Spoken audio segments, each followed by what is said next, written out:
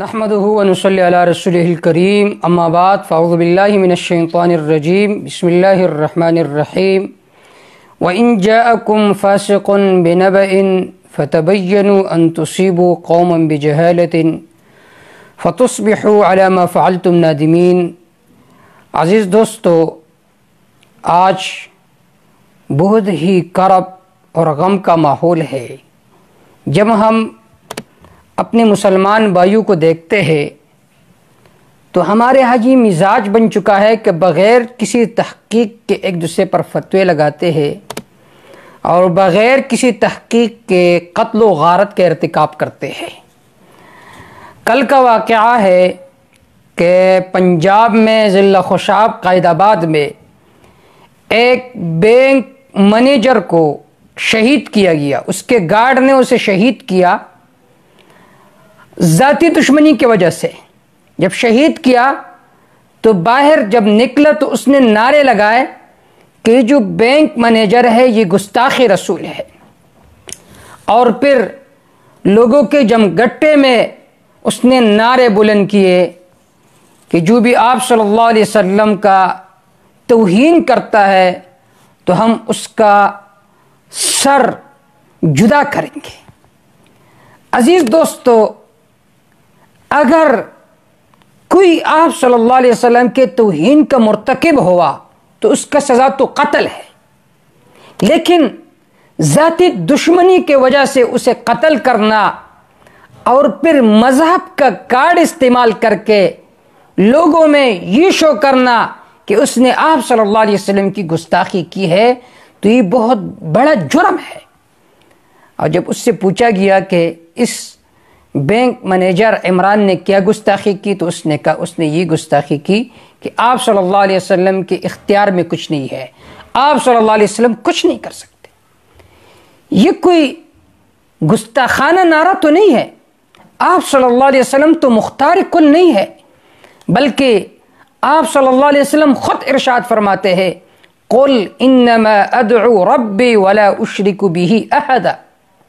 اے میرے پیغمبر، آپ فرمائیے کہ میں صرف اپنے رب کو پکارتا ہوں، ولا اشرک بہ احدا، اللہ کے ساتھ کسی کو شریک نہیں ٹھہراتا۔ قل انی لا املک لکم ضرا ولا رشدا، کہہ دیجئے اے میرے پیغمبر، میں تمہارے لیے مالک نہیں ہوں، نہ نفع دینے کا نہ نقصان پہنچانے کا۔ تو آپ صلی اللہ علیہ وسلم تو خود فرماتے ہیں کہ میرے ہاتھ میں، میرے قبض قدرت میں کسی کو نقصان پہنچانا، کسی کو نفع پہنچانا نہیں ہے، بلکہ تمام اختیارات اللہ کے قبض و قدرت میں ہے۔ قرآن مجید میں جا بجا اللہ نے اس مسئلے کو ذکر فرمایا قل اللہم مالک الملک، کہہ دیجئے اے میرے پیغمبر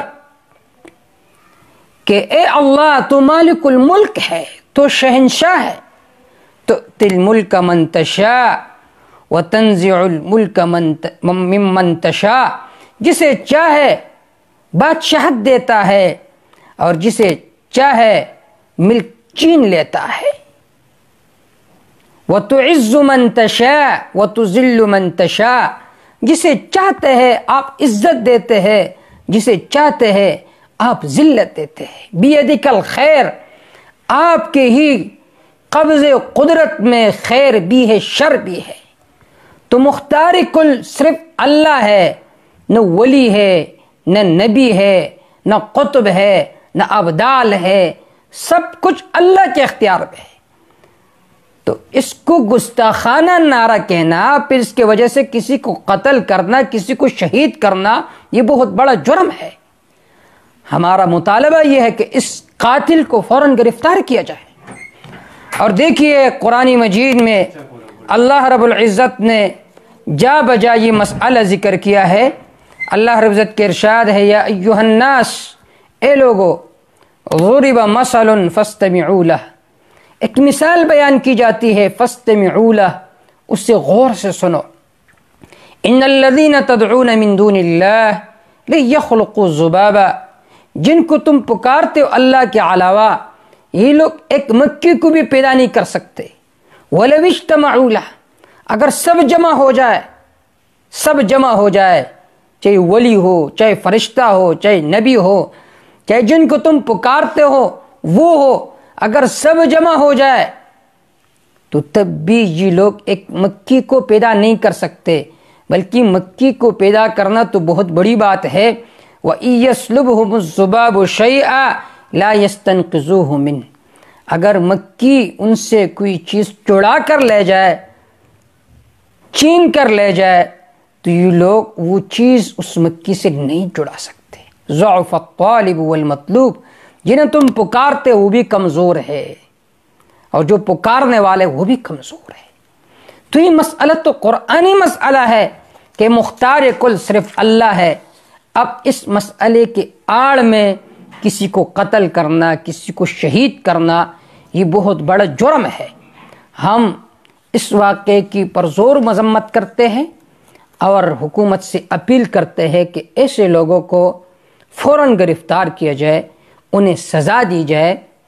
دیکھیے، جب بھی کسی آدمی سے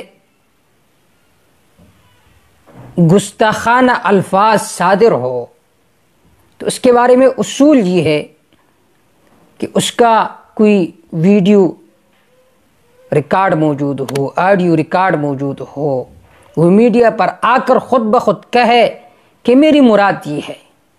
جب ایک آدمی کے گستاخانہ الفاظ بھی ثابت نہ ہو، کوئی ریکارڈ بھی ثابت نہ ہو، موجود نہ ہو، اور پھر اسے گستاخ رسول کہہ کر اسے قتل کرنا، اسے شہید کرنا، یہ بہت بڑی جرم ہے۔ آپ کی کسی کے ساتھ دشمنی ہوگی، آپ اسے قتل کرو گے، پھر بعد میں کہو گے یہ تو گستاخ رسول تھا۔ یہ تو قتل و غارت کے راہ کو ہموار کرنا ہے اور لوگوں کو راہ دینا ہے کہ بس تم ہر کسی کو قتل کر سکتے ہو، اس پر گستاخ رسول کا ٹاپا لگا کر اسے قتل کر سکتے ہو۔ امام اعظم ابو حنیفہ رحمہ اللہ کی طرف منسوب ہے، جب کسی آدمی کے قول میں نہ نام میں احتمالات کفر کا ہو، ایک احتمال اسلام کا ہو، تب بھی اس پر کفر کا فتویٰ نہیں لگایا جا سکتا۔ لہٰذا برائے کرم تحقیق کیجیے، تحقیق سے پہلے کسی پر اس طرح وار کرنا شرعاً جائز نہیں ہے۔ جو کچھ کہا اللہ اس پر عمل کرنے کی توفیق عطا فرمائے۔ وما توفیق الا باللہ، علیہ توکلت و الیہ انیب۔